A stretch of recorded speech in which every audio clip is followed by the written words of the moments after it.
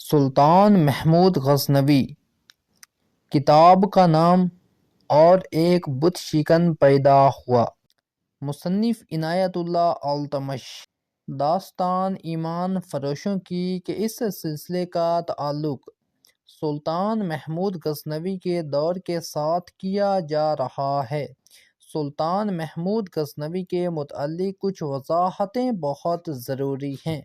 سب سے پہلے اس بے انصافی، دھاندلی اور تعصب کی تفصیل سن لیں جس سے سلطان محمود غزنوی کی شخصیت اور جہاد کی تاریخ مسخ کی گئی ہے۔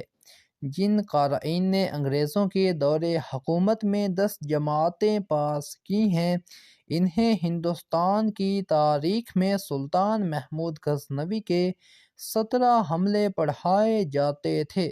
نمایاں تاثر یہ دیا جاتا تھا کہ محمود غزنوی لوٹ مار کے لیے ہندوستان آتا تھا اور بے انداز زر و جواہرات اپنے ساتھ لے جاتا تھا۔ دلیل یہ دی جاتی تھی کہ اس کا مقصد لوٹ مار نہ ہوتا تو وہ یہاں بیٹھ کر حکومت کرتا، جس طرح اس کے بعد آنے والے مسلمانوں نے کی تھی۔ یہ صحیح ہے کہ اس کے بیشتر حملے ہندوستان کے بڑے بڑے مندروں پر ہوتے تھے، جہاں کہ وہ بت توڑ کر واپس چلا جاتا تھا۔ یہ بھی صحیح ہے کہ مندروں میں اس دور میں زر و جواہرات مہاراجوں کے خزانوں کی نسبت زیادہ ہوتے تھے، اس لیے تاریخ میں یہ مفروضہ شامل کر لیا گیا کہ سلطان محمود مندروں پر صرف زر و جواہرات کے لیے حملے کرتا تھا۔ اس مفروضے کے ساتھ یہ جھوٹ شامل کر لیا گیا کہ بعض بت بہت بڑے سائز کے تھے جو اندر سے کھوکھلے تھے، ان کے اندر خزانے بھرے ہوئے تھے۔ تھانیسر اور سومناتھ کے بڑے بتوں کے متعلق خاص طور پر لکھا گیا ہے کہ ان کے اندر سونا بھرا ہوا تھا، اور سونے کے لیے ہی سلطان محمود نے یہ بت توڑے تھے۔ غیر جانبدار اور غیر متعصب مورخوں نے اصل حقیقت بیان کی ہے۔ انہوں نے لکھا ہے کہ تمام بت ٹھوس تھے، ان میں جو زیادہ اہم اور مقدس تھے وہ بھی مٹی کے بنے ہوئے تھے اور ان پر کانسی چڑھائی گئی تھی۔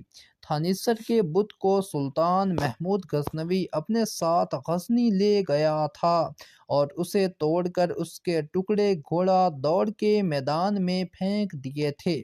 سومناتھ کے بت کے متعلق غیر متعصب مورخوں نے لکھا ہے کہ سلطان نے اس کے 2 ٹکڑے کیے، پھر 2 کے 4، 4 کے 8، 8 کے 16 اور 16 کے 32 ٹکڑے کر کے انہیں باہر پھینکا اور ان پر سے اپنی فوج گزار دی۔ انگریزوں کے دور حکومت میں نصابی کتابیں ہندو مصنفوں کی لکھی ہوتی تھیں۔ انگریزوں کا محکمہ تعلیم ان کتابوں کو منظور کر لیا کرتا تھا، کیونکہ خود انگریز کی دلچسپی اسی میں تھی کہ مسلمانوں کی تاریخ کو مسخ کیا جائے۔ انگریزوں نے خود بھی ہماری تاریخ کا چہرہ مسخ کیا، سید احمد شہید کو ڈاکو کہا اور 1857 کی جنگ آزادی کو ہندوستانی سپاہیوں کا غدر کہا۔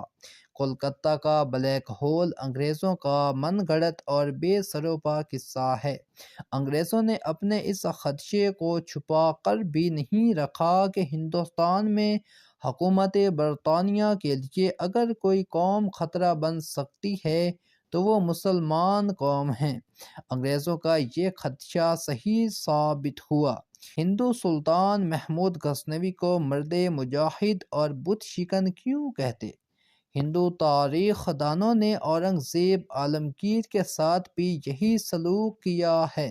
انہوں نے انگریزی حکومت سے یہ فائدہ اٹھایا کہ سلطان محمود غزنوی کے جہاد کو گھناؤنے طریقے سے نصابی کتابوں میں شامل کیا۔ یہی کتابیں مسلمان بچے بھی پڑھتے رہے۔ سلطان محمود غزنوی کی تاریخ کو 17 حملوں تک محدود رکھا گیا۔ پاکستان معرض وجود میں آیا تو بھی وہی نصاب رائج رہا اور سلطان محمود غزنوی 17 حملوں کی وجہ سے ہی جانا پہچانا جاتا رہا۔ اب بھی آپ کو نصابی کتابوں میں وہی کچھ ملے گا جو انگریزوں کے دور میں لکھا گیا تھا۔ پاکستان میں نصابی کتابیں لکھ کر سکولوں کالجوں کے لیے منظور کرانا ایک کاروبار ہے۔ اس میں لین دین کا خیال رکھا جاتا ہے، کھایا پیا جاتا ہے۔ یہ نہیں دیکھا جاتا کہ ان میں جو کچھ لکھا گیا ہے وہ کہاں تک مستند ہے اور بچوں پر اس کے کیا اثرات مرتب ہوں گے۔ نصابی کتابوں کے علاوہ جو کتابیں عام مطالعے کے لیے لکھی گئیں ان میں بھی سلطان محمود کو لٹیرا ہی ظاہر کیا گیا۔ یہ زہر پاکستان میں بھی پھیلایا گیا۔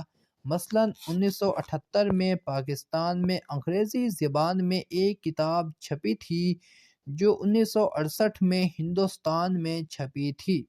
اس کا مصنف محمد حبیب MLC ہے جو علی گڑھ یونیورسٹی میں تاریخ اور سیاست کا پروفیسر رہ چکا ہے۔ یہ کتاب سلطان محمود غزنوی کی زندگی، اس کے کردار اور اس کے کارہائے نمایاں کا ایک تجزیہ و مطالعہ ہے۔ پیش لفظ میں اس مسلمان مصنف نے لکھا ہے کہ مسلمانوں نے سلطان محمود غزنوی کو برگزیدہ شخصیت سمجھنا شروع کر دیا ہے جس سے مصنف کو بہت تکلیف ہو رہی ہے۔ اس مصنف نے کتاب میں یہ ثابت کرنے کی کوشش کی ہے کہ محمود غزنوی اپنے باپ سبکتگین کا بیٹا نہیں تھا اور اسے یہ خود بھی شک تھا جس سے وہ بہت پریشان رہتا تھا۔ محمود غزنوی ایک لونڈی کے بطن سے پیدا ہوا تھا جو سلطان محمود کے باپ سبکتگین کی بیوی نہیں تھی۔ محمود غزنوی کو فروغ و تبلیغ اسلام کے ساتھ کوئی دلچسپی نہیں تھی، وہ لا دینیت میں یقین رکھتا تھا۔ محمود غزنوی ہندوستان میں لوٹ مار کے لیے آیا کرتا تھا۔ محمود غزنوی روز حساب پر یقین نہیں رکھتا تھا۔ محمود غزنوی نے مرتے وقت لوٹی ہوئی تمام دولت کا اپنے سامنے ڈھیر لگوایا اور وہ بہت رویا۔ محمود غزنوی عام شہزادوں جیسا شہزادہ تھا اور شراب اور عورت کا شیدائی تھا۔ محمود غزنوی صرف ہندوؤں کے خلاف ہی نہیں لڑا بلکہ وہ مسلمانوں کے خلاف بھی لڑا، کیونکہ اس کا اصل مقصد اپنی سلطنت کی توسیع تھا۔ اور ایسے ہی کچھ اور الزامات ہیں جو صرف ایک مصنف نے نہیں بہت سے مصنفوں نے محمود غزنوی پر عائد کیے ہیں۔ ہمارے بچے اگر ان الزامات سے واقف نہیں تو پھر بھی سلطان محمود غزنوی کے متعلق اس سے زیادہ کچھ نہیں جانتے کہ اس نے ہندوستان پر 17 حملے کیے تھے۔ سلطان محمود غزنوی اگر واقعی بت شکن تھا اور وہ ہندوستان میں اسلام پھیلانا چاہتا تھا تو اس نے یہاں بیٹھ کر حکومت کیوں نہ کی؟ اس سوال کا جواب آپ کو ان کہانیوں میں ملے گا جو ہم پیش کر رہے ہیں۔ وہ جب ہندوستان میں آتا تھا تو پیچھے مسلمان حکمران غزنی کی سلطنت پر کہیں نہ کہیں حملہ کر دیتے تھے۔ سلطان صلاح الدین ایوبی کی طرح سلطان محمود غزنوی کے بھی اپنی قوم میں دشمن موجود تھے جو اس موقع کی تلاش میں رہتے تھے کہ سلطان ادھر ادھر ہو تو غزنی پر قبضہ کر لیا جائے۔ ہندوستان میں ہر فتح کے ساتھ ہی اسے پیغام ملا کرتا تھا کہ غزنی پر فلاں نے حملہ کر دیا ہے۔ یہ ایک مسلسل خانہ جنگی تھی جو سلطان محمود کو لڑنی پڑی۔ وہاں ایمان فروشوں کی کمی نہیں تھی۔ انہوں نے سلطان محمود غزنوی کو کبھی مہلت ہی نہ دی کہ وہ ہندوستان میں باقاعدہ اپنا دارالحکومت قائم کر سکتا۔ یہ تو کہا گیا ہے کہ سلطان محمود نے ہندوستان پر حملے کیے تھے، مگر یہ کم ہی کتابوں میں لکھا گیا ہے کہ ہندوستان نے غزنی پر کتنے حملے کیے تھے۔ حملوں میں پہل ہندوؤں نے ہی کی تھی۔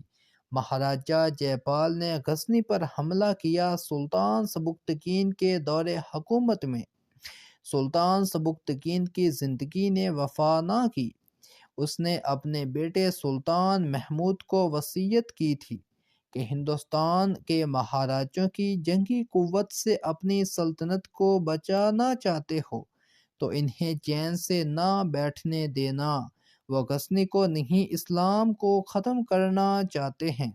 اگر غزنی ہاتھ سے نکل گیا تو ہندو عیسائیوں کے ساتھ اتحاد کر کے خانہ کعبہ تک پہنچیں گے۔ یہ خیال رکھنا کہ تمہارے حملے انتقامی جذبے کے تحت نہ ہوں بلکہ ان کا مقصد بت پرستی کا خاتمہ ہو۔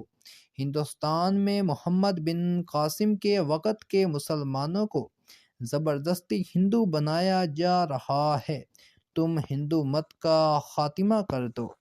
البیرونی، فرشتہ، گردیزی، اتبی، بہیقی اور ان جیسے کئی اور مورخوں نے متفقہ طور پر لکھا ہے کہ سلطان محمود غزنوی اولیاء کا معتقد تھا اور وہ اس وقت کے ایک ولی شیخ ابو الحسن خرقانی کا مرید تھا۔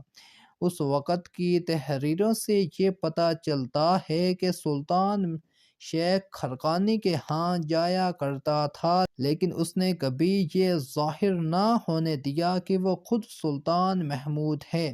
وہ خرقانی کے ہاں اپنے آپ کو سلطان محمود کا قاصد یا ایلچی ظاہر کیا کرتا تھا۔ ایک روایت یہ بھی ہے کہ ایک بار شیخ ابو الحسن خرقانی نے اسے پہچان لیا تھا اور یہ کہا تھا کہ مجھے یہ دیکھ کر خوشی محسوس ہوتی ہے کہ غزنی کا سلطان اپنا قاصد خود بن کر آتا ہے، یہ سچے مسلمان کی نشانی ہے۔ اس وقت کی تحریروں سے یہ بھی پتہ چلتا ہے کہ سلطان محمود قرآن کا طالب علم اور مذہبی علم کا شیدائی تھا۔ ایک دو یورپی مورخوں نے بھی لکھا ہے کہ میدان جنگ میں اس کی فوج ہمیشہ تھوڑی ہوتی تھی اور اکثر یوں ہوا کہ وہ دشمن کے ہاتھوں اتنا بے بس ہو گیا کہ شکست صاف نظر آنے لگی۔ ایسے وقت میں اس نے ہر بار یوں کیا کہ گھوڑے سے کود اترا اور قبلہ رخ ہو کر 2 رکعت نفل پڑھے، دعا مانگی اور گھوڑے پر سوار ہو کر بلند آواز سے اعلان کیا، مجھے خدا نے اشارہ دیا ہے، فتح ہماری ہے، اور ہر بار فتح اسی کی ہوئی۔